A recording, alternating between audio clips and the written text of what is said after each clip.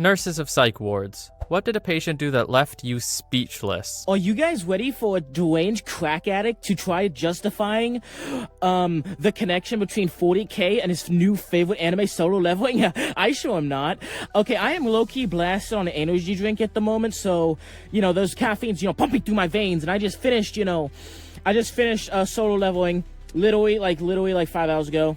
But I had this idea, and I, thought about it. All the overfarming from the shows really gotten to me. So there will be zero manga and/or light novel, whatever. There's no. If this is an anime only, there are no, comic spoilers, no manga spoilers, whatever you want to call it. There's none of that here. I've only watched the anime, and I will not be reading the light novel, whatever. Not because it's good. I am dying to get more of the story.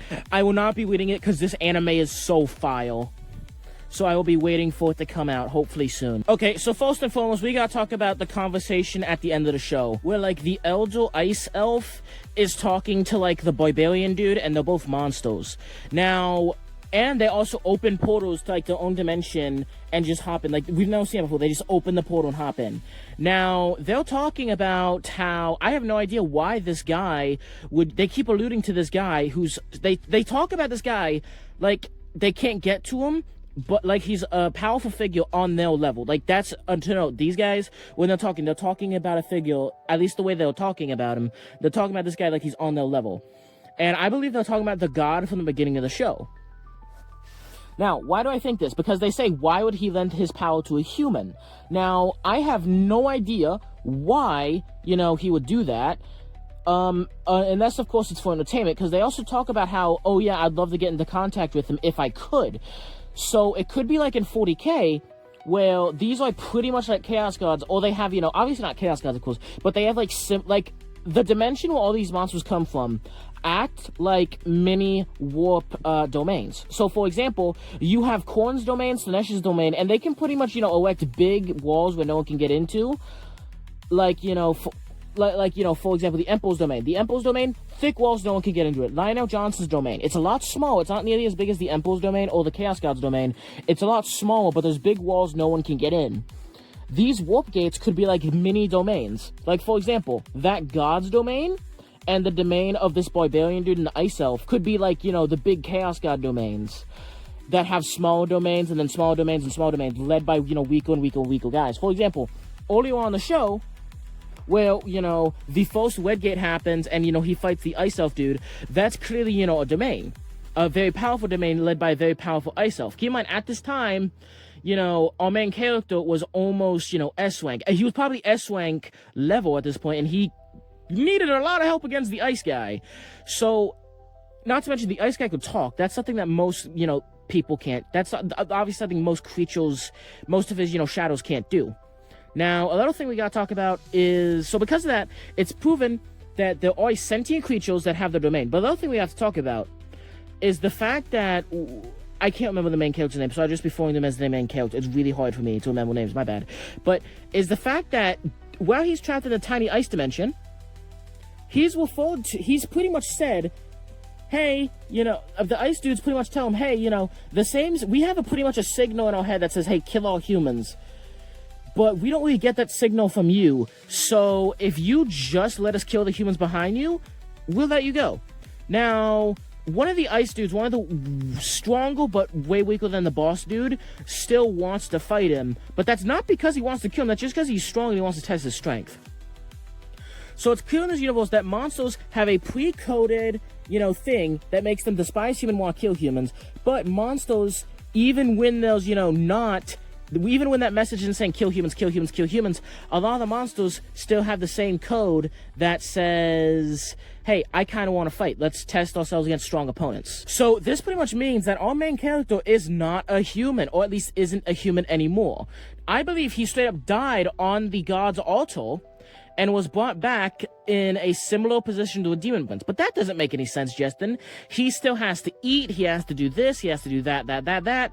So maybe he's not a demon prince, maybe he's more empowered. Instead of being Angron, maybe he's more like Khan the Betrayer. But I believe there's a good in-between. I believe he's somewhat like Saint Celestine, where he is a demon, because if he was more like Khan, where he's just being empowered by the god, and yes, I know the power is technically his, but it's clear that there's some sort of divine power And it's clear that, the God of the show... By the way, I want to clarify, manga readers who are watching this video, I am very sorry. I will not be reading your comments simply because I do not want to get spoiled myself. I'm very sorry about that. But manga readers are probably clowning me right now and be like, oh, this guy's an idiot, he doesn't know what I'm talking about.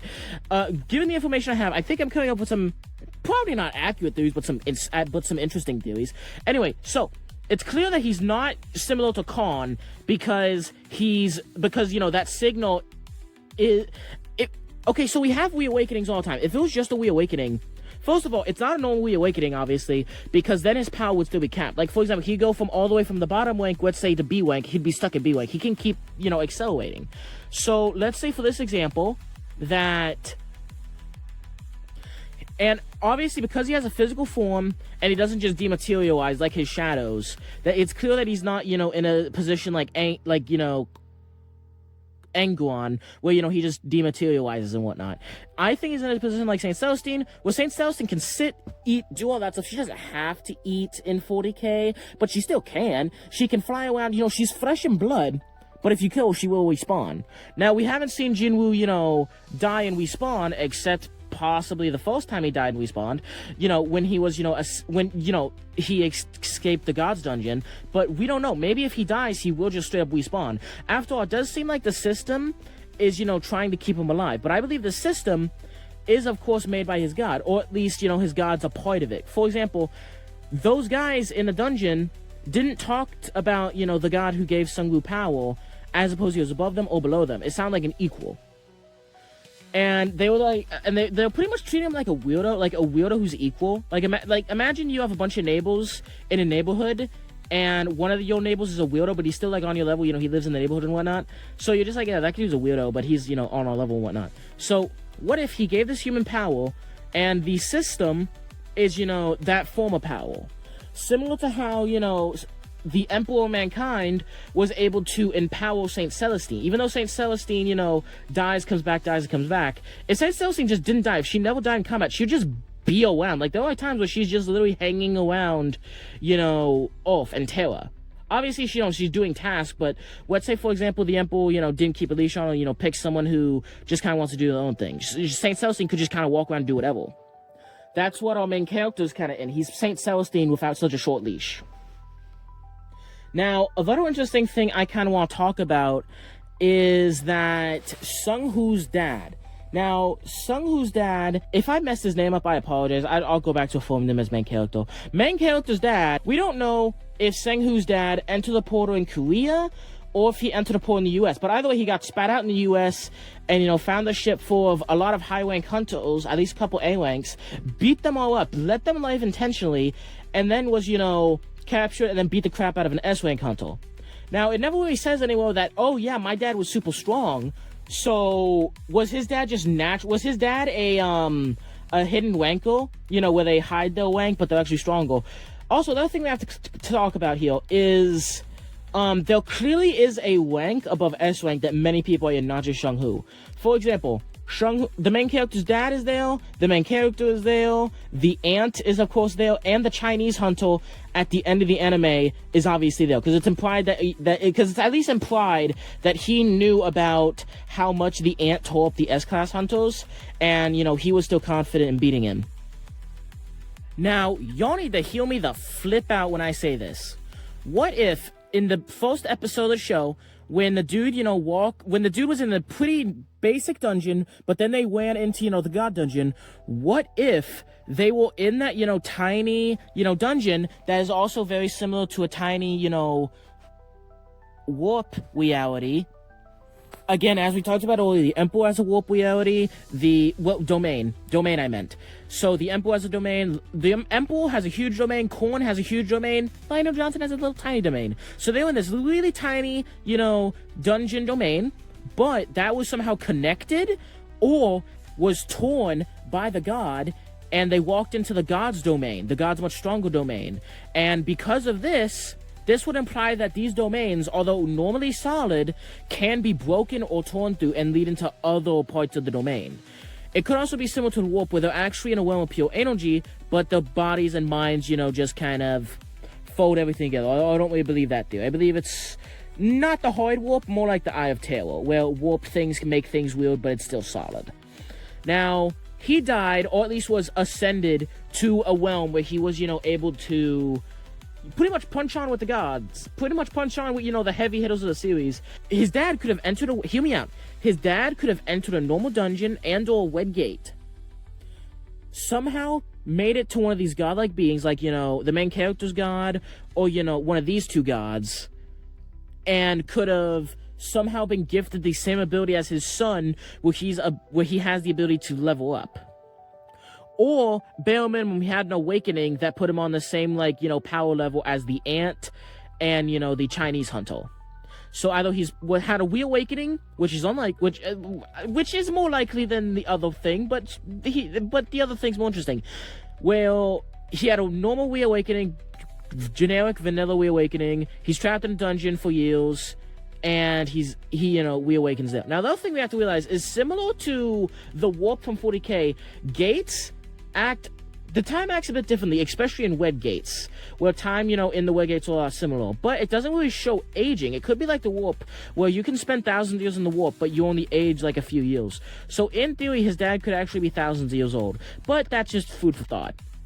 Now, my personal opinion is that his dad somehow has allegiance to a god, in the same way, the main character does. Now, obviously, the main character isn't praying to God all the time, but you kind of get what I'm saying, where it's still like he's a demon prince or, Saint Celestine situation. It's at least somewhat clear that the god who Jung-Hoo, that the main character, I guess, quote-unquote works for, it kind of just does his own thing.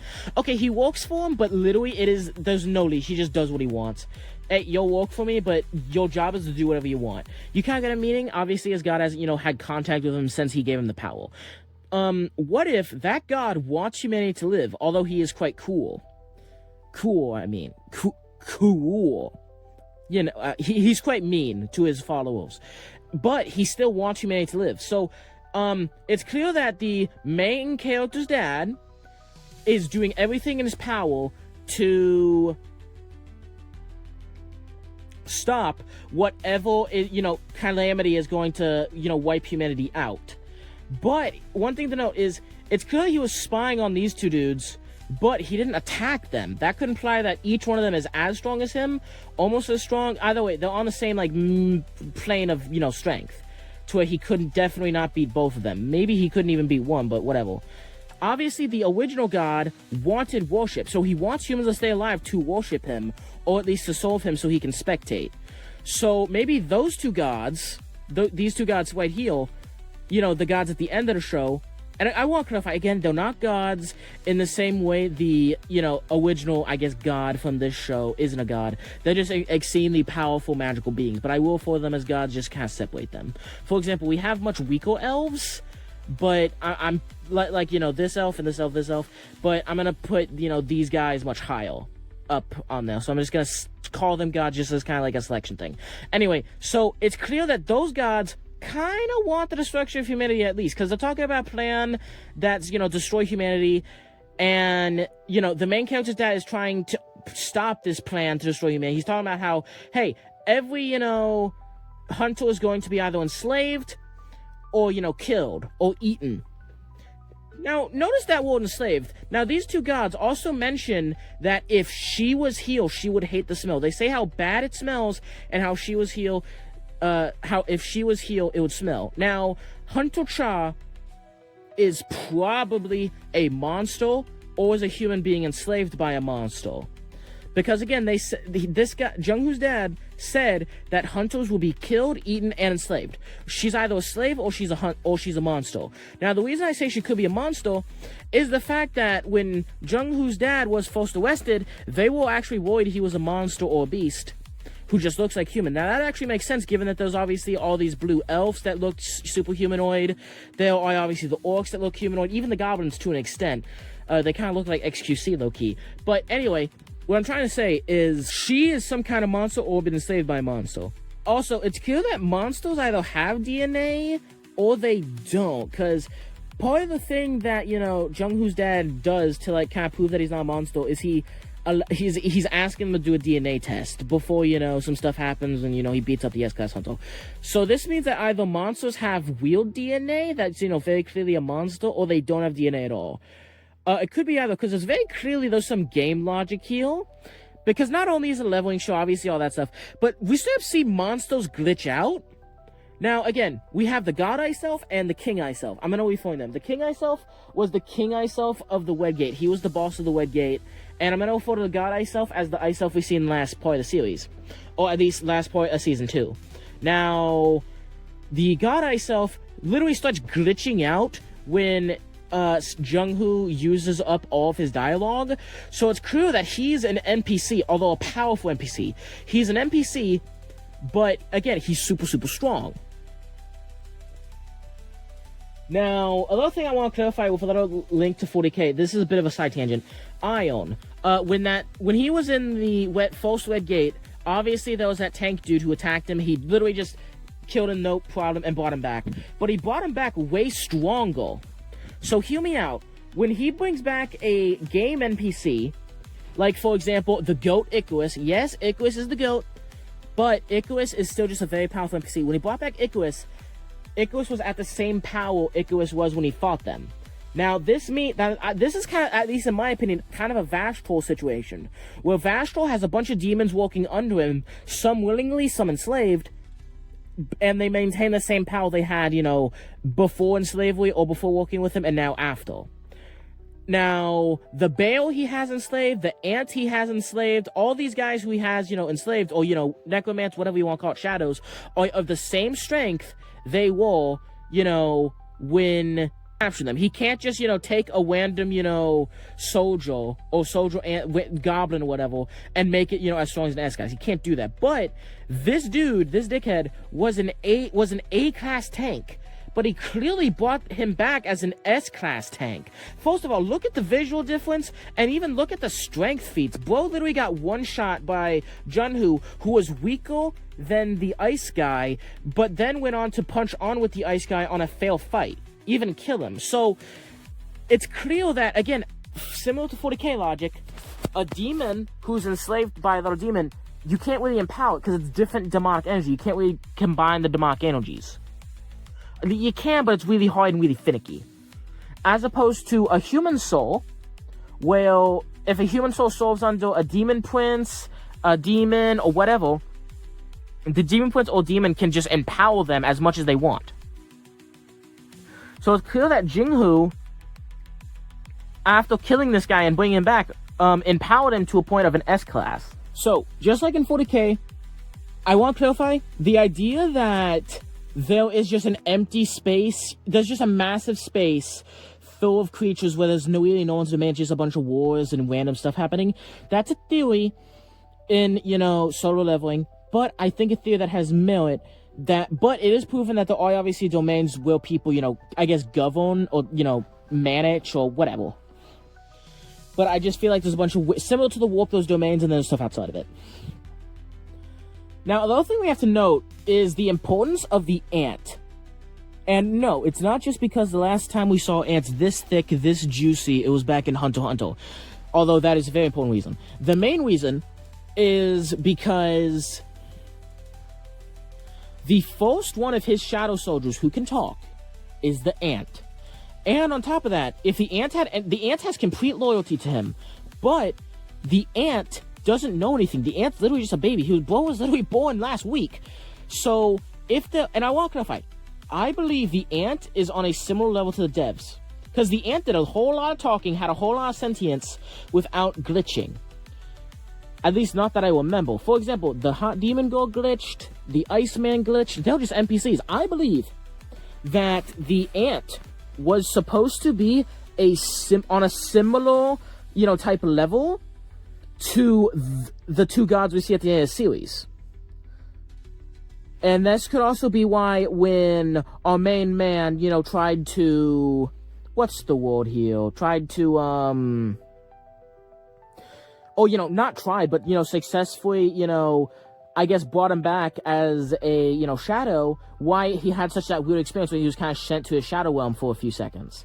Also, I want to clarify, just how weak the ant was as opposed to its potential. The ant was supposed to take over the whole world. The ant would get stronger every hunter it ate. When the ant, first took a nibble out of both its mom and some of the hunters, it got way stronger. Imagine if it ate all the S-class hunters and would, go on to eat the Chinese hunter and, his dad. That ant would become unstoppable and might actually become dev. I guess god is the only way to put it, similar to those two guys. So it would have been 3 of those guys. Maybe that's actually why those guys investigate. Because what if there's a whole multiverse of like Chung-Hoos, whatever, and, just different dimensions with different people, different planets with different people, where these gates magically open up, and eventually a break happens, and whoever breaks, would eventually go on to have kids, and, okay, so let's say hypothetically if it was orcs. The orcs would break through, take over, and would eventually have stronger and stronger children until they have someone similar strength to the ant, who would then, gain power from eat all the other orcs, well, not all the other orcs, but would then go on, eat all the people in this dimension, and then, pretty much become a mix of I guess it's kind of a mix of a god and a dev, and the ant was supposed to be that in this world, but obviously failed because Chung-Hoo killed it before it got strong enough. And what if those two gods visited all dimension simply because, they were surprised that the ant died. They lost on one of the bones. Although I do think that's a bit of a stretch, and I don't personally believe that theory. That's just a theory I came up with on the fly. I did not even have that theory going into this video. I'm on so many drugs. Caffeine, just caffeine. I did not have that idea going into this video, but whatever, I don't care. So I don't believe that theory simply because I believe they had way too much stake in all reality. So because of that, I do feel like there's still a mix of devs and gods. Okay, so what if those are the devs? The ant was supposed to be a dev, but, what if they're not devs? They're villains, and the god who empowered the main character is the dev, and the god who theoretically empowered the main character's dad is also a dev, and these devs created some mega massive, Wade Boss villains for the main character, the players, I guess, the main characters, the players, to, defeat. This would also explain why there's so many times where, Icarus, where the main character should have died and just didn't. Okay, I am absolutely tweaking! I could literally just yap in this mic for 17 hours. I'm on that much caffeine, but, I will not, because I've already wasted enough of your time. Thank you so much for liking and subscribing. Also, good God, I'm really gonna hit 500 subs soon. Thank you so much, and please help me on my journey. Also, I'm gonna start streaming soon. What games? I'm not sure. Definitely some video games. Probably a lot of Fortnite. Yeah, and any game really that, helps. Also, yeah, that's pretty much it. I hope you enjoyed this absolute mental illness of a video, and I will catch you in the next one. Please subscribe!